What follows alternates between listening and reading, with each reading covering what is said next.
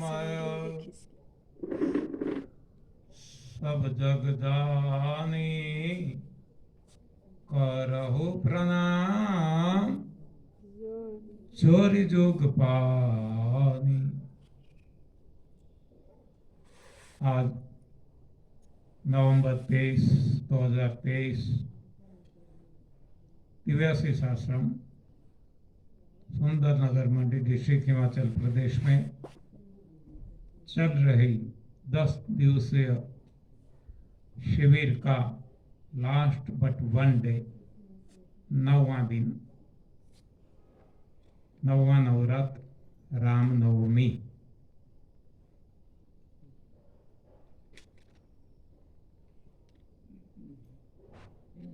आज तक हमने बहुत सारी भ्रांतियां जो हमारे मन में भरी गई है, विज्ञान के द्वारा, समाज के द्वारा, गलत राह दिखाने वाले गुरुओं के द्वारा,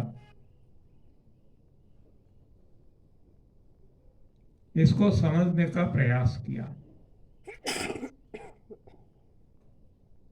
क्योंकि हम जानते हैं कि जब तक हम भ्रमित रहेंगे तब तक हमें सही ज्ञान नहीं मिलेगा, और जब तक सही ज्ञान नहीं मिलता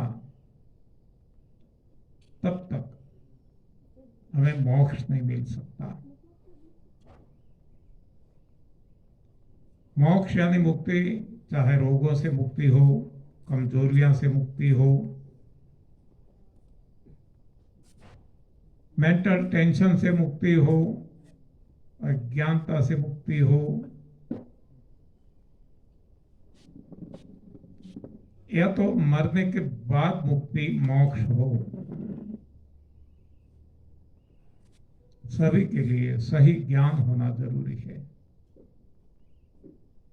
और इसलिए शुरू में ही हमने याद किए थे गंगा सती जी को, जो कहती है कि भ्रमणाओं को जब तक नहीं तोड़ेंगे, भ्रांतियों को जब तक नहीं तोड़ेंगे, तब तक हमारे जो ये 84 लाख योनिया के फेरे हैं, जीवन मरण के फेरे, इसमें से हम छुटकारा नहीं पाएंगे, यानी कि मोक्ष नहीं मिलेगा। यानी कि गंगा सती जो अनपढ़ स्त्री, जिसने दुनिया को सही दिशा दिखाई, वो भी यही बताती है कि मोक्ष पाना है, जीवन मरण से ऊपर उठना है, मुक्ति पानी है, तो भ्रमणाओं को तोड़ना होगा।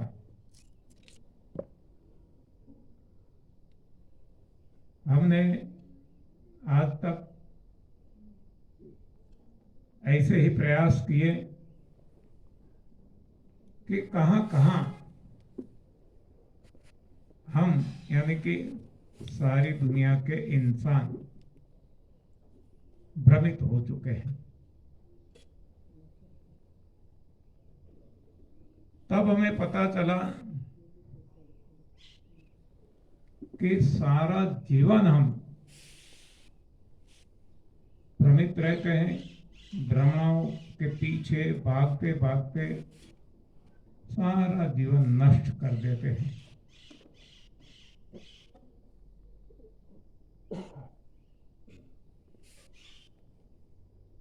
तो इसको हम ऐसे भी कह सकते हैं कि हम गलत राह पे चल रहे हैं। इस हिसाब से कदम कदम हम भ्रमणा में भटकते रहते हैं, हर कदम। इससे भी आगे कहें तो हर श्वास हमारी भ्रमणा में ही जाती है, और ये जब सारा जीवन भ्रमित हो जाता है तो अब मोक्ष की तो बात ही नहीं रहती,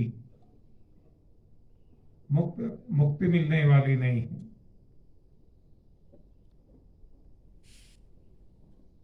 बहुत सारी भ्रमणाओं के बारे में हमने बातें की। वैसे यदि समझे तो इसमें सब कुछ आ गया है, आ जाता है, लेकिन आज हमारी मनोस्थिति ऐसी हो चुकी है कि हम समझते नहीं हैं। बहुत कुछ कहा जाता है तब थोड़ा सा समझते हैं।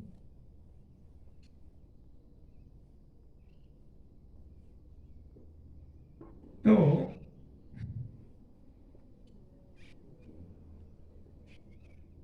आज जो हम भ्रमणा की बात करेंगे वो है एनिमल प्रोडक्ट्स। इसमें एक है घी, दूसरा है चमड़ी, तीसरा है मधु, हनी, शहद।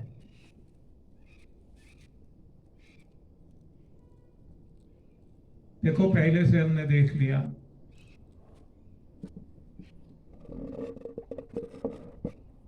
कि मांसाहार जो है, मांसाहार में किसको कहते हैं, इसकी डेफिनेशन भी हमने देख ली।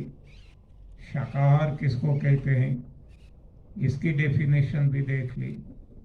शाकाहार यानी प्लांट बेस्ड फूड, पेड़ पौधे से जो हमें मिलता है, कंद मूल फूल फल पत्ती, ये शाकाहार में आता है। मांसाहार में जो एनिमल प्रोडक्ट है, ये डायरेक्ट मांस हो, अंडे हो, मछली हो, कॉड लिवर ऑयल हो, कोई भी एनिमल प्रोडक्ट, दूध, दूध से बनी चीजें, डेयरी प्रोडक्ट, ये सब कुछ एनिमल प्रोडक्ट कही जाती है, और एनिमल प्रोडक्ट को हम मांसाहार कहते हैं। तो मांसाहार हमने देख लिया कि मांसाहारी प्राणियों के लिए है, और मांसाहारी प्राणी शेर है, चित्ता है, बाघ, वरु, ऐसे बहुत सारे मांसाहारी प्राणी इस जगत में हैं।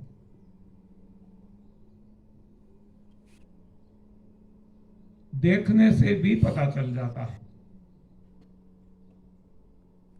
देखो मांसाहारी प्राणी है, उसको मांस खाना है, मांस खाने के लिए उसको शिकार करना पड़ता है। शिकार करने के लिए दौड़ना पड़ता है। तो भगवान ने ऐसे प्राणियों को पैर दे दिए, चार चार पैर भी दे दिए।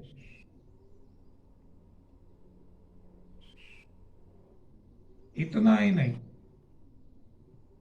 उसका जो बाह्य दिखाव, जो आउटर एपियरेंस, उनकी मुख मुद्रा ऐसा बनाया कि जो डरावना है, भयावह थे। देखो, और कोई प्राणी के चेहरे ऐसे नहीं बनाए, ना इंसान के, ना हाथी घोड़े भैंस बैल गाय के, ना पक्षियों के, ना जलचर यानी कि नदियां समंदर में रहने वाले प्राणियों के। केवल जो मांसाहारी प्राणी है उनका आउटलुक ऐसा बिहावना, डरावना बना दिया कि जिससे जो इसका शिकार है वो डर के मारे अपने आप समर्पित हो जाए, कि जिससे उसको ज्यादा दौड़ना न पड़े, ज्यादा मेहनत ना करनी पड़े। अब शिकार तो समर्पित हो जाता है,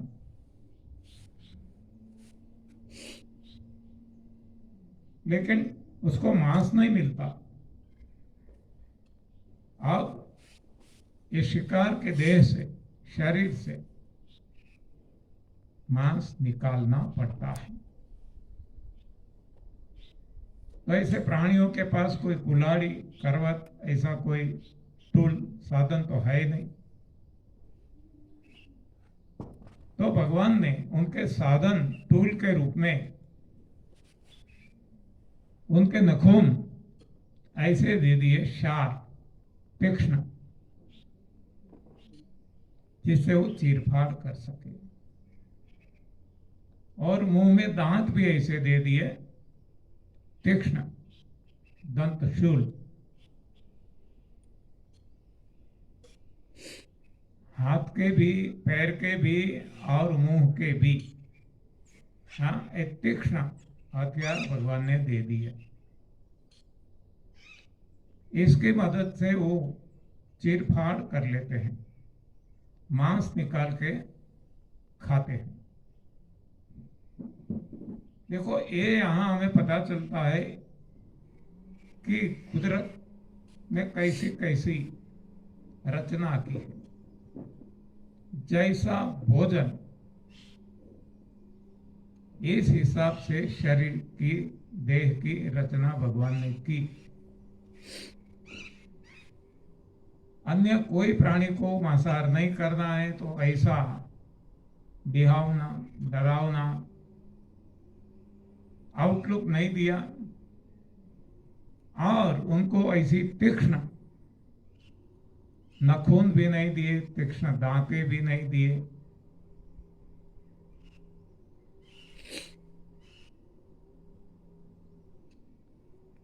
पेड़ पौधे को तो नखून का हाथ पैर भी नहीं दिए,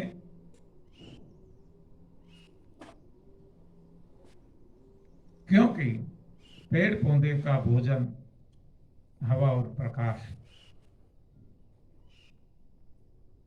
जो जहां खुद है वहां मिल जाते हैं, भगवान पहुंचा देते हैं, चलने की जरूरत नहीं पड़ती।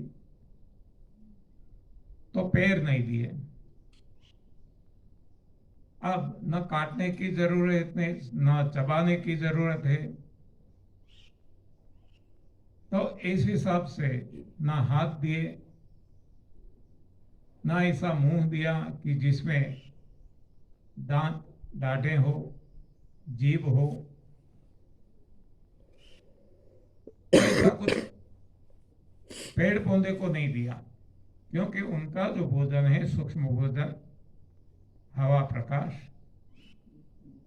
जिसको न काटना पड़ता है, और पचाने के लिए जो छोटे आंत, बड़ी आंत, ये सब कुछ दिया, स्टमक आदि, वो उनको जरूरत नहीं पड़ती। और जो जरूरत पड़ती है, पत्तियां, ये सब कुछ दिया। यानी कि भोजन के अनुरूप भगवान ने देह की रचना की है।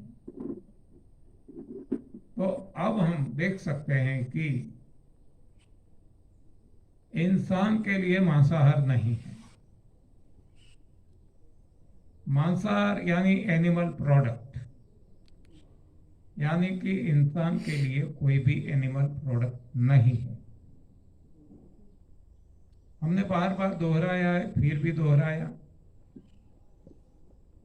इतने में यदि समझ में आ जाता तो ये इतना ज्यादा लंबा लंबा कहना नहीं पड़ता, एनालाइज नहीं करना पड़ता।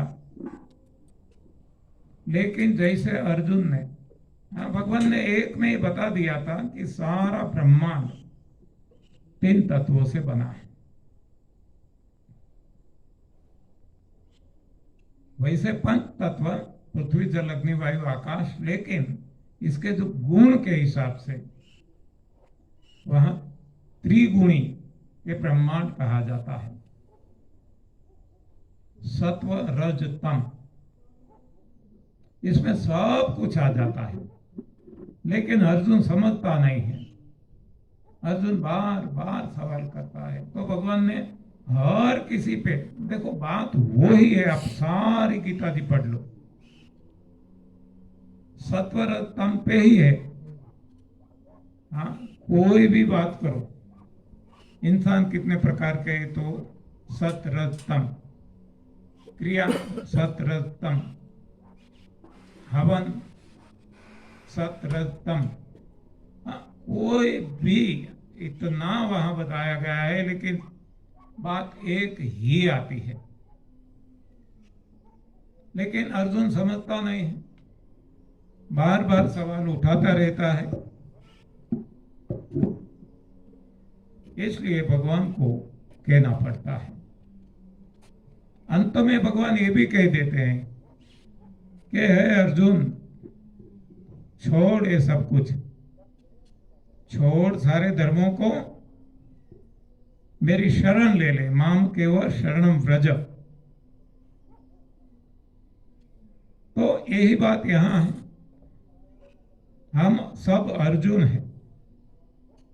अर्जुन का अर्थ है अर्जित करने वाला।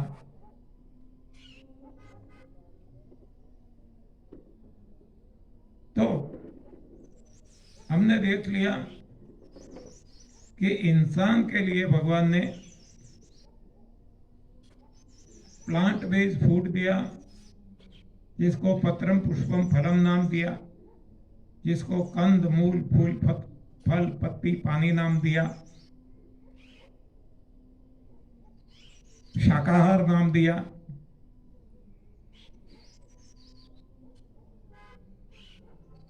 और जो मांसाहार है, एनिमल प्रोडक्ट, ये इंसान के लिए नहीं है, वो गलत आहार है, उनके लिए जहर है। तो अब इंसान को एनिमल प्रोडक्ट कोई भी रूप में प्रयोग नहीं करना चाहिए। लेकिन हम अर्जुन की तरह समझते ही नहीं। एक से बात दूसरा, दूसरे से बात तीसरा, सवाल उठाते रहते हैं।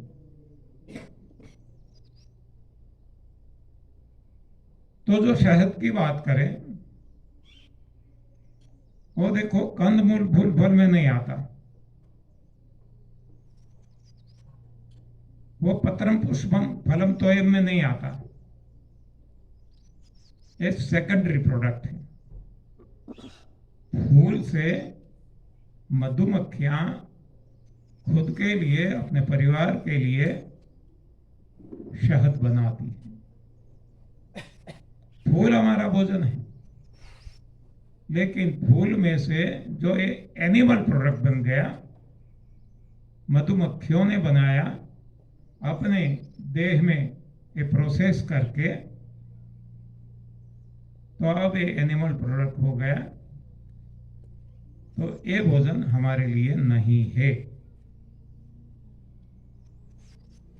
लेकिन हम खाते रहते, हम भी खाते थे। शहद का इस्तेमाल देखो आयुर्वेद में बहुत करवाया जाता है।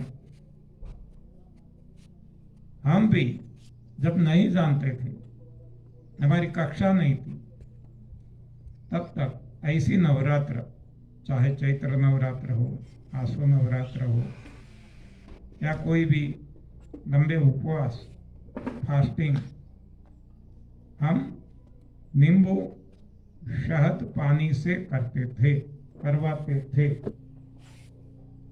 लेकिन जब से ये बात समझ में आई, ये तो एनिमल प्रोडक्ट है, तब से आज तक हमारे जीवन में से शहद हट गया। कोई भी फॉर्म में हम शहद नहीं खाते।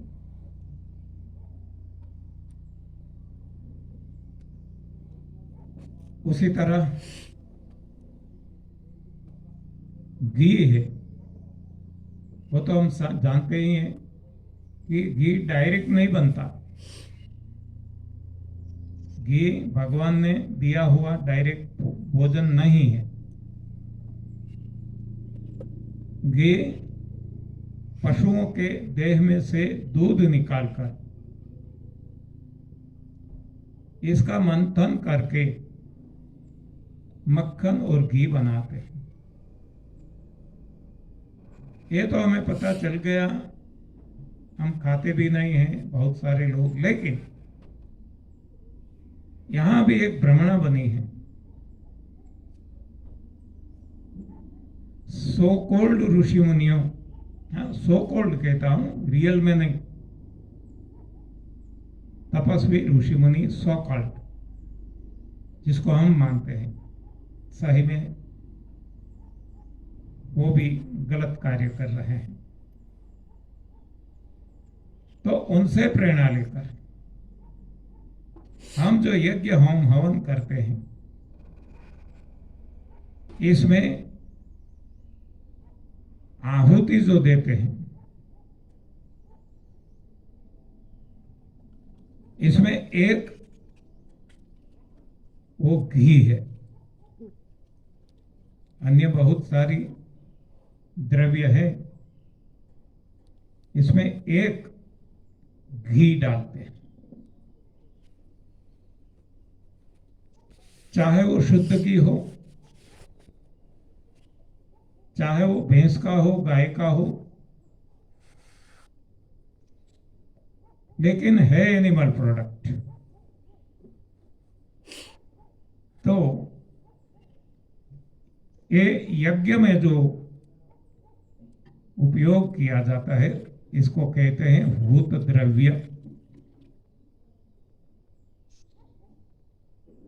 इसमें घी का उपयोग किया जाता है, प्रयोजन किया जाता है, प्रयोग किया जाता है। हम भी करते थे पहले जब पता नहीं था, लेकिन जब से ये बात समझ में आई, अब यज्ञ में भी घी का उपयोग एक गलत क्रिया है, ऐसा आज मेरा मानना है।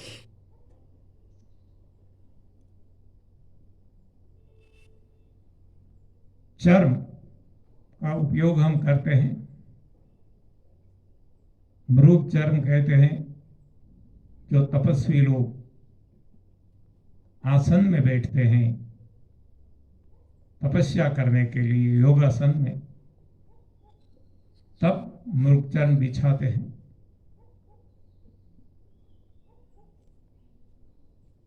पशुओं की चर्म से, चमड़ी से जूते चप्पल बनाते हैं, पर्सिस बनाते हैं।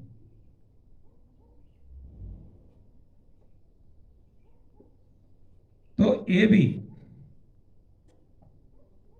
आज मेरे हिसाब से गलत है। हो सकता है एक जमाने में मरे हुए पशुओं के चर्म का उपयोग करके तपस्वी ऋषि मुनि अपने आसन में उपयोग करते होंगे, लेकिन उनको देखकर, उनका उदाहरण लेके जैसे भगवान श्री कृष्ण का हम नाम देके सारी दुनिया दूध पीती है, उसी हिसाब से ऐसे ऋषि मुनि तपस्वी को देखकर मृग चर्म जब करोड़ों लोग उपयोग करने लगेंगे तो इतने तो मरे हुए जानवर मिलेंगे नहीं। तो अब क्या करते हैं, पशुओं को काट डालते हैं स्लॉटर हाउस में, कत्ल खाने में।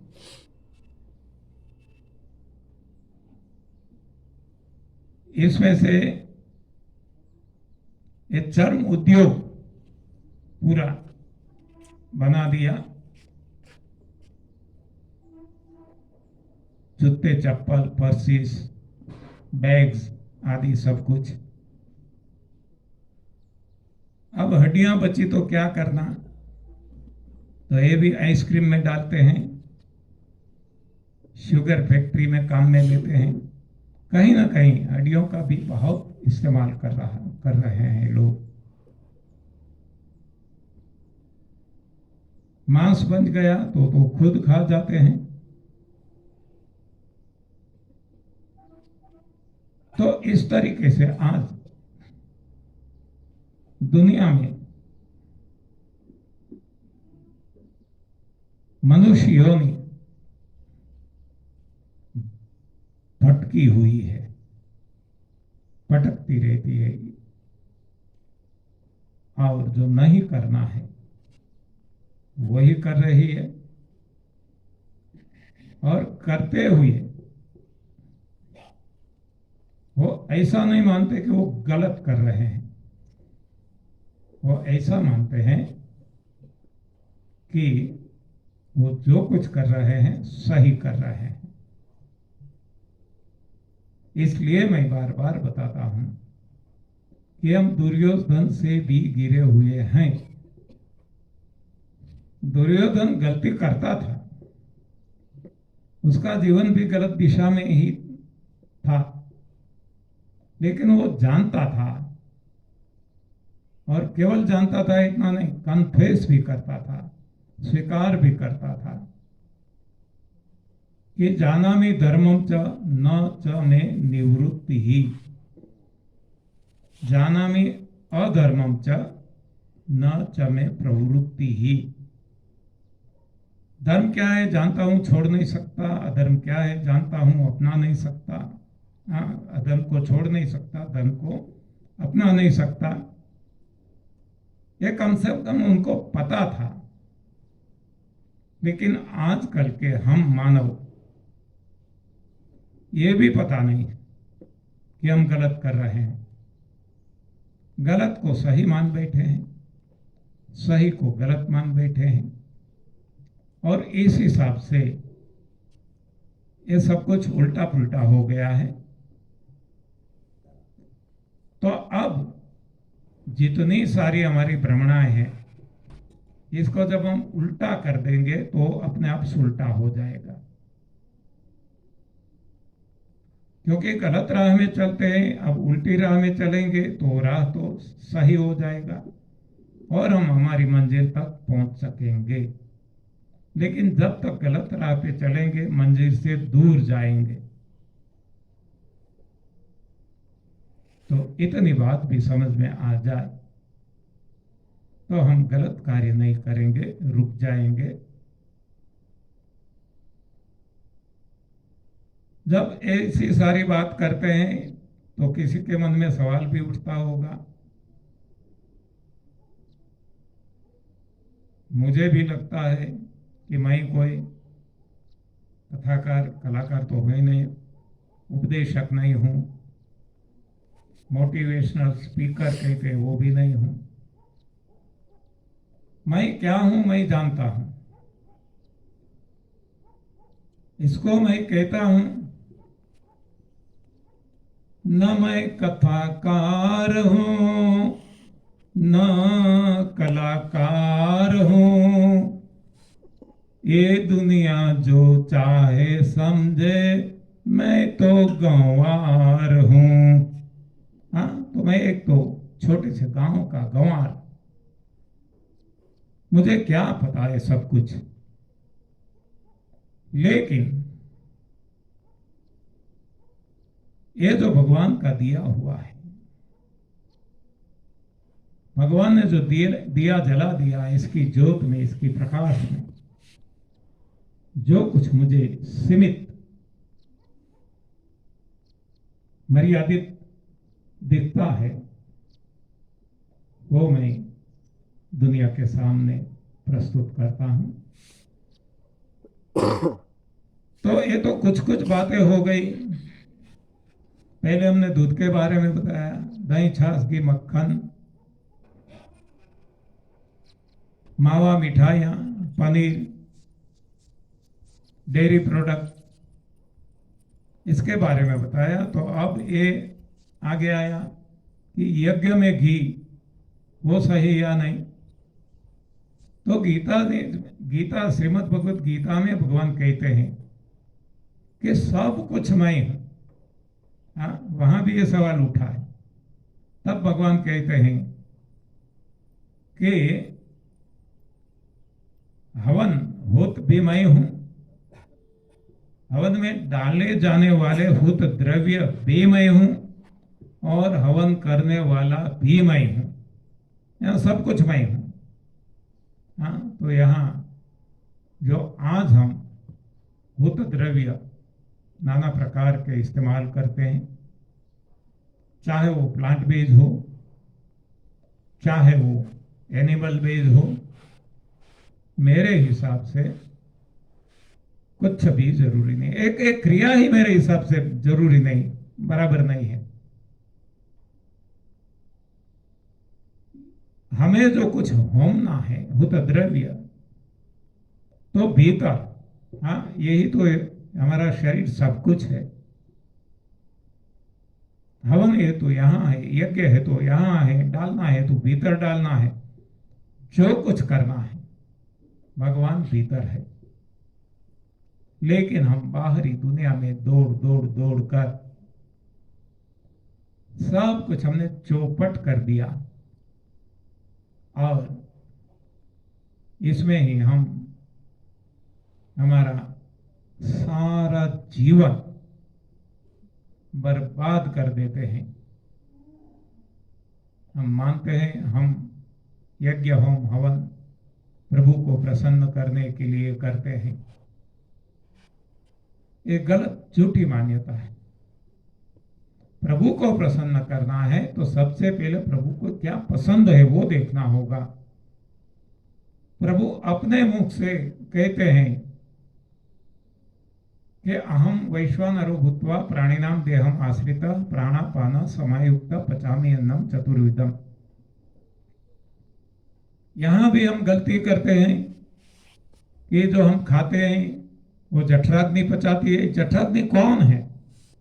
वैसे अग्नि जैसा कुछ वहां है ही नहीं, वहां तो केमिकल है, केमिकल से पचाता है। और केमिकल प्रोड्यूस कौन करते हैं? भगवान।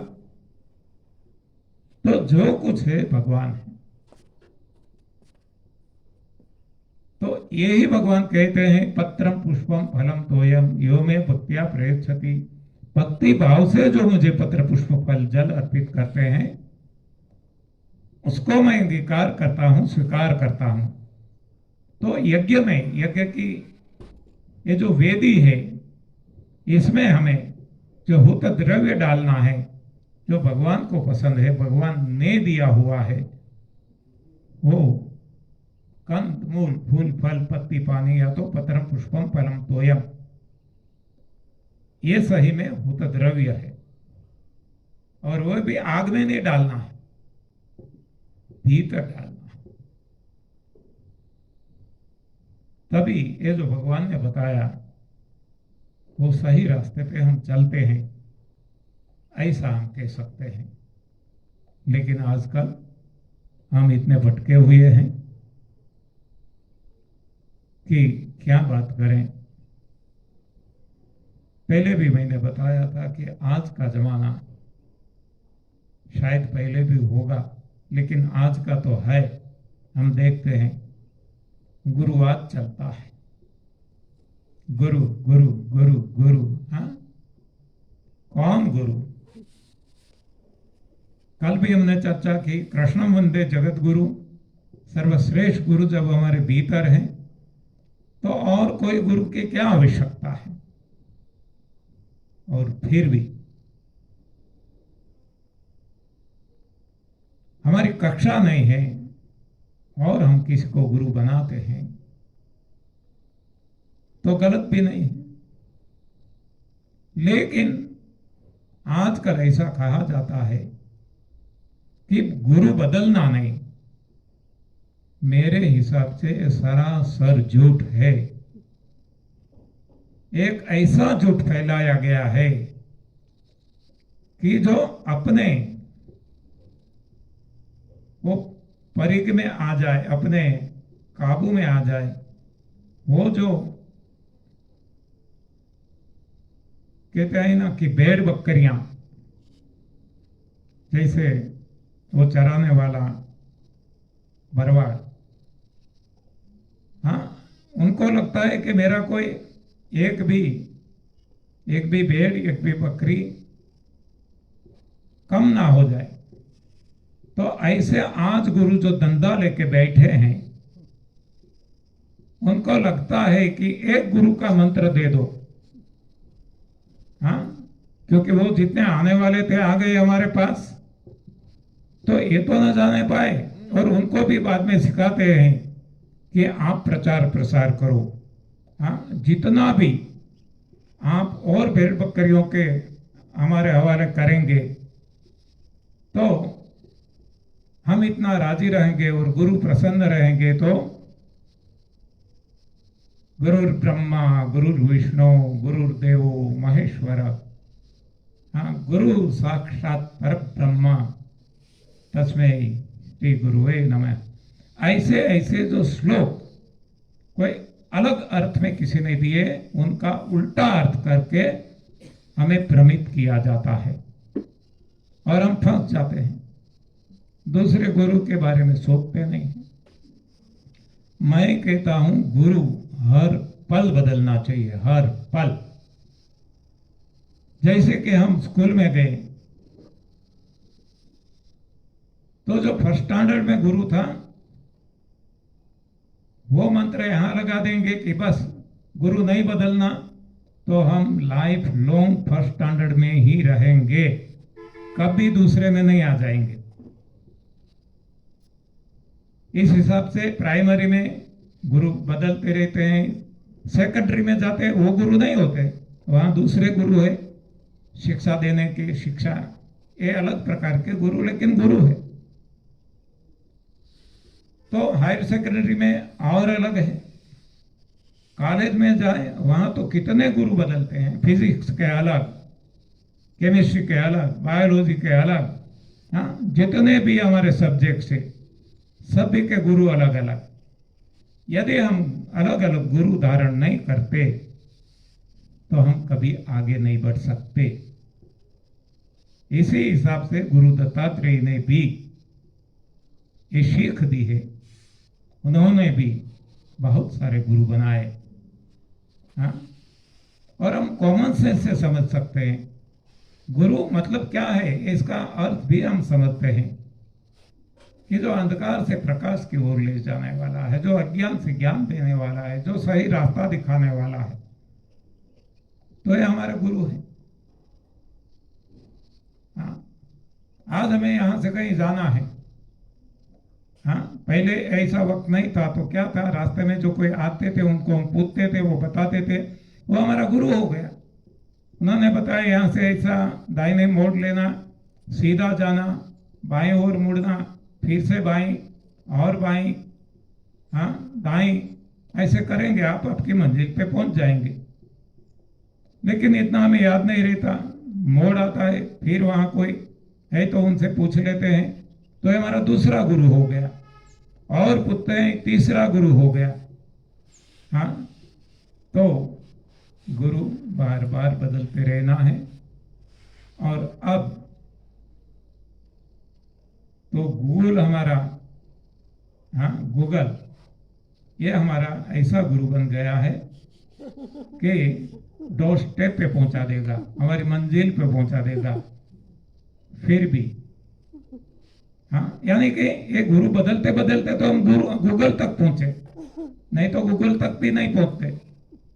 हाँ, यानी कि जीवन में एक ही गुरु का मंत्र मेरे हिसाब से गलत है, वो हमें आगे नहीं बढ़ने देगा, अपने कब्जे में रखेंगे और अपना स्वार्थ, निजी स्वार्थ वो करवाते रहेंगे और हमारी कोई उन्नति नहीं होगी। धन्यवाद, आभार, प्रणाम।